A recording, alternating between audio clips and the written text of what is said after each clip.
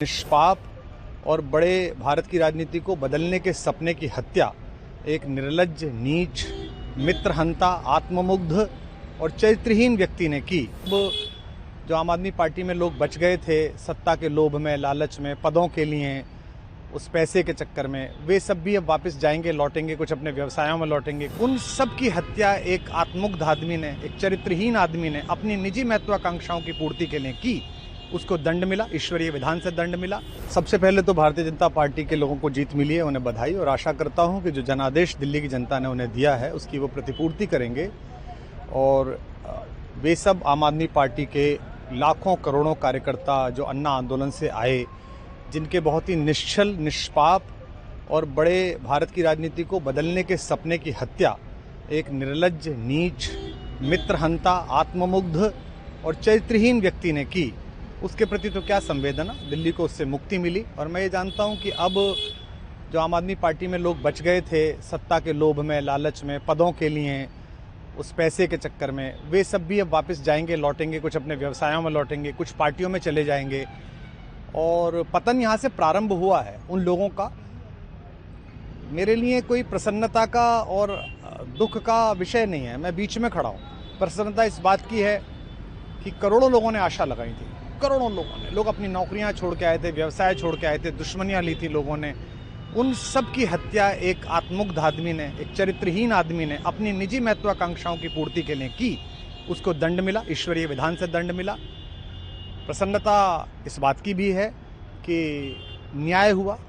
आज जब कहना नहीं चाहिए, लेकिन आज टीवी पर जब जंगपुरा का निर्णय आया और सामने दिखाई दिया कि मनीष हार गया, तो सदा तटस्थ रहने वाली और राजनीति से विरत रहने वाली मेरी पत्नी जो है, उसकी आंख में आंसू आ गए, वो रोने लगी। क्योंकि उसी से उसने ये कहा था कि अभी तो है ताकत, और उसने कहा था भैया ताकत सदा तो नहीं रहती। तो ये अहंकार आशा करता हूँ अगले लोग नहीं करेंगे, जो बाकी दल है वो नहीं करेंगे, इससे सबक लेंगे। और दिल्ली के नागरिकों को मैं अच्छे शासन के लिए बधाई देता हूँ। अब भारतीय जनता पार्टी अपने नेतृत्व में सरकार बनाकर दिल्ली के जो दुख थे पिछले 10 वर्ष के, उन्हें दूर करे।